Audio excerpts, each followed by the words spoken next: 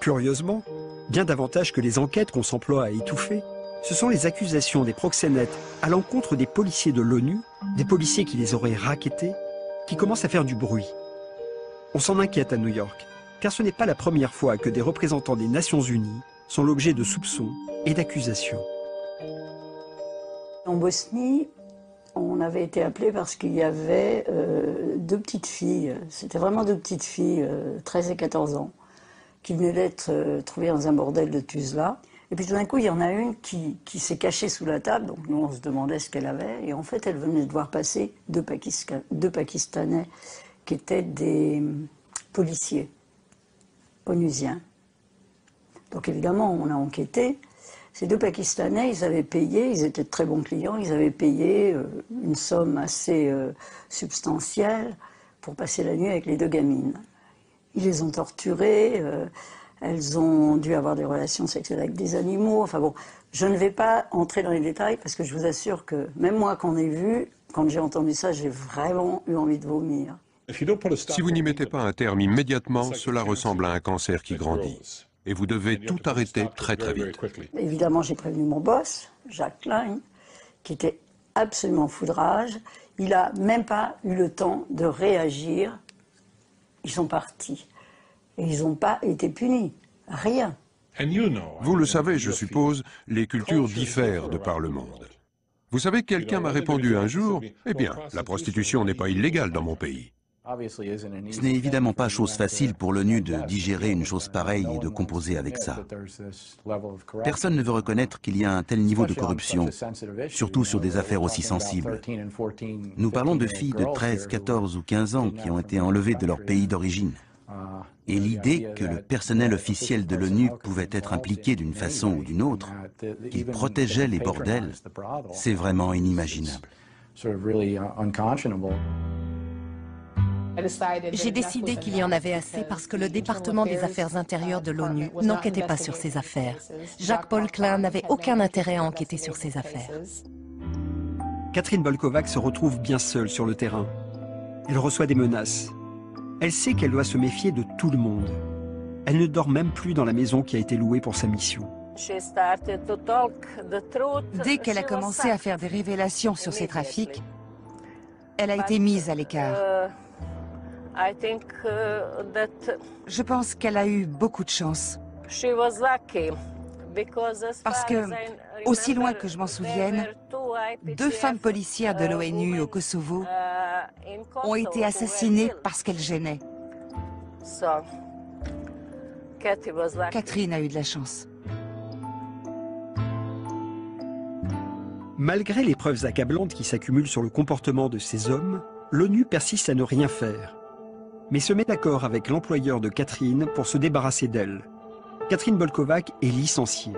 Elle ne cède pas. Elle est bien décidée à dénoncer la collusion des sociétés militaires privées et de l'ONU. Quand l'ONU arrive quelque part, ça augmente, ça provoque, ça, je ne sais pas, il y a quelque chose qui se passe. On voit arriver tous ces types et oui, il y a des exactions qui se commettent. C'est une des plus graves violations des droits de l'homme. Je veux dire, on parle de l'esclavage et tout le monde se gargarise à l'ONU il n'y a pas longtemps. Tout le monde était heureux, joyeux. Oh, l'esclavage aboli. Non, c'est pas vrai. L'esclavage sexuel n'est pas aboli. Je ne parle pas de ces enfants qui naissent et dont on ne s'occupe plus après. Alors là, on part et il y a des milliers d'enfants comme ça, qui n'ont pas de père, ou des pères de passage. Comme les proxénètes et les prostituées suivaient l'armée américaine en Asie, comme les Russes qui ne se déplacent jamais sans leur bordel militaire, les trafics emboîtent désormais le pas des forces de la paix. En ex-Yougoslavie, ces trafics n'ont pas disparu. Ils se sont juste déplacés un peu plus loin au sud, au Kosovo, grâce au déploiement d'une force internationale de 40 000 hommes. L'ONU protège ses casques bleus et a peur que si elle prend des sanctions à l'encontre de ces casques bleus qui se conduisent mal, parce qu'il y en a vraiment qui se conduisent très très mal, le pays incriminé n'enverra plus de casques bleus. C'est assez hallucinant. Il y a eu des scandales récemment partout. de République démocratique du Congo, Haïti évidemment, Libéria bien sûr, pratiquement dans tous les pays où les casques blancs ont été envoyés, partout. Partout. C'est bien ce qu'ont fini par comprendre les plus hauts responsables de l'ONU. En 2008, afin de se dédouaner des crimes commis et de restaurer l'image de l'organisation, le secrétaire général de l'ONU consent un film de sensibilisation à l'usage de ses agents. On pourrait penser qu'il y a une politique de tolérance zéro qui n'est jamais et qui n'a jamais été mise en place. C'est-à-dire qu'on en parle, on dit attention,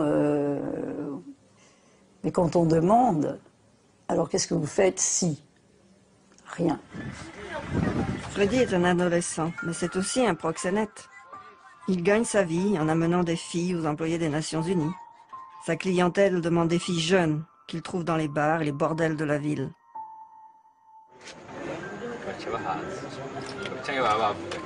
Il demande des filles de quel âge?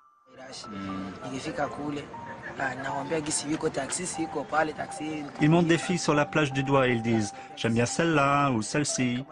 Ils montrent par exemple une fille assez grande mais pas assez âgée. Je cherche des filles au visage jeune, pas des mères. Je les aborde et je leur parle. Quand elles apprennent qu'elles vont gagner de l'argent, elles viennent au camp. Je touche alors mon argent et je les laisse seules. On nous a demandé, à mon organisation et à moi, d'aller ouvrir, enfin d'aller en Haïti et d'ouvrir un centre pour des enfants de 4 à 10 ans.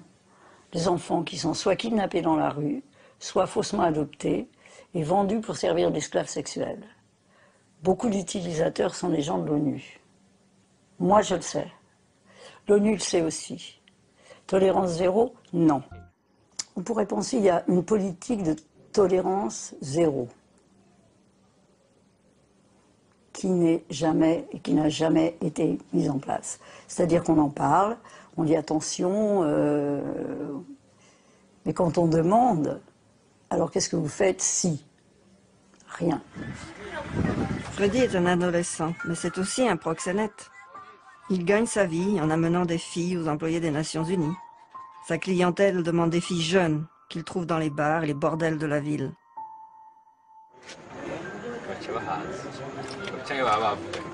Il demande des filles de quel âge?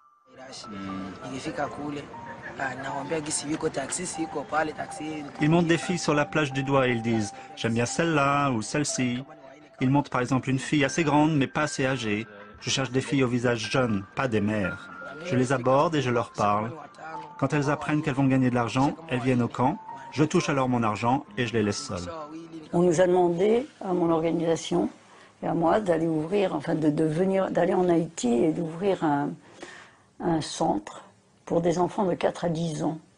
Des enfants qui sont soit kidnappés dans la rue, soit faussement adoptés et vendus pour servir d'esclaves sexuels. Beaucoup d'utilisateurs sont des gens de l'ONU. Moi, je le sais. L'ONU le sait aussi. Tolérance zéro? Non.